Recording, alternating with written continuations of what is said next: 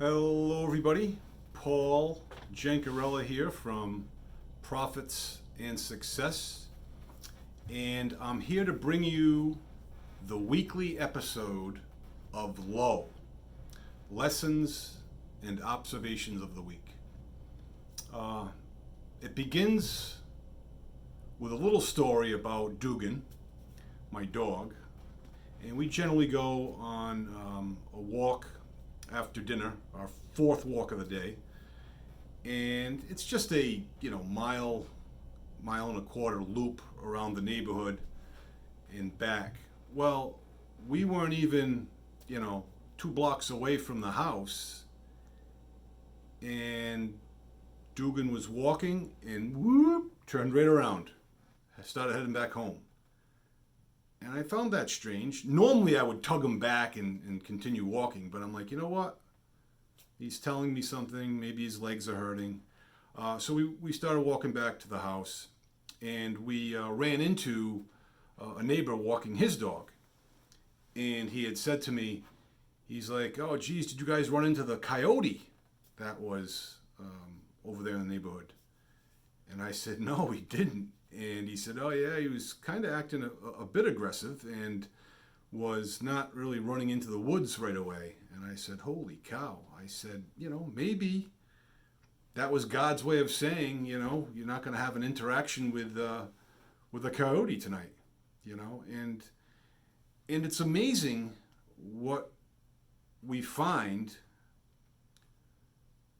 when we're looking for God.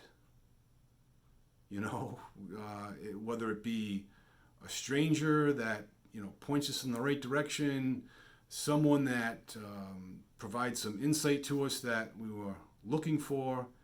It really is amazing, and I've been doing this I would probably say the past month or so, and it's not every day, it's not even every week, but it's amazing when you see these messages, which is pretty neat. It really is. And earlier in the week, I wrote down a quote: comparison is a recipe for unhappiness. And I said, something that's so true.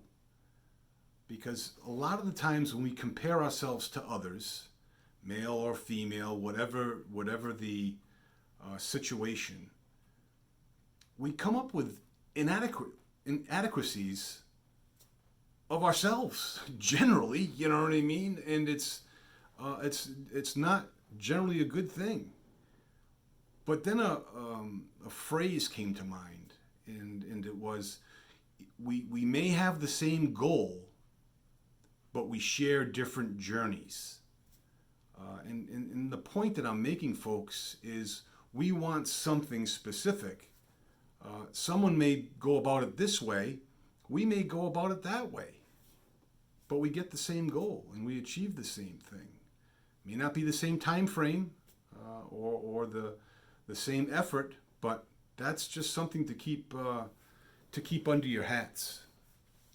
And the last point that I picked up this week was about affiliate marketing specifically, and asking questions and getting to know your prospect, regardless of the fact of their initial interests or their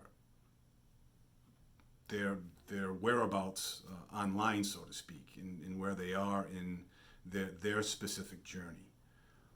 But we need to ask questions, and those questions asked the right way will provide us answers.